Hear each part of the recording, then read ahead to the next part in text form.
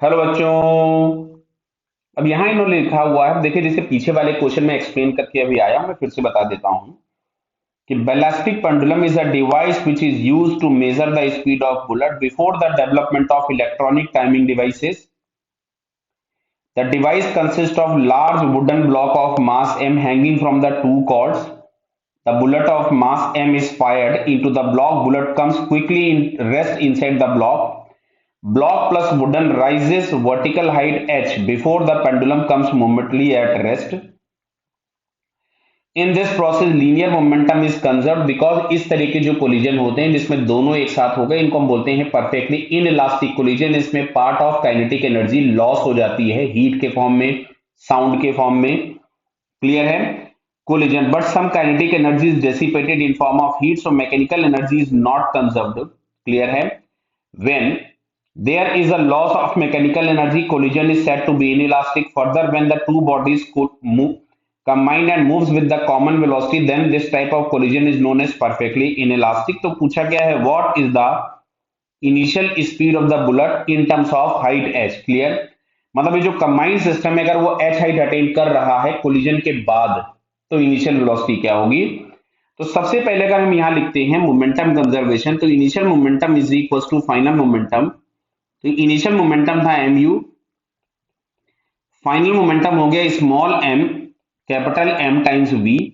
तो यहां से हम लोगों के पास जो v मिला बेटा, तो यहाँ पे जो v की वैल्यू हम लोगों के पास मिल रही है, this is mu upon small m plus capital M। Clear? ये आ गई वेलोसिटी। तो अब ये बुलेट इसके अंदर आ चुकी है और इस पूरे कंबाइंड सिस्टम को ये वेलोसिटी मिल चुकी है। अब ये अगर हाइट h अटेन कर रहा है सिस्टम, तो कोलिजन के ड्यूरेशन में लॉस हुआ, अब आगे एनर्जी लॉस नहीं होगी। तो अब अगर मैं कंजर्वेशन ऑफ एनर्जी लगाता हूं आफ्टर कोलिजन, कब? आफ्टर कोलिजन, बिफोर और आफ्टर नहीं, आफ्टर कोलिजन। तो आफ्टर कोलिजन काइनेटिक एनर्जी के नाम पे मिला small m plus capital M times v square,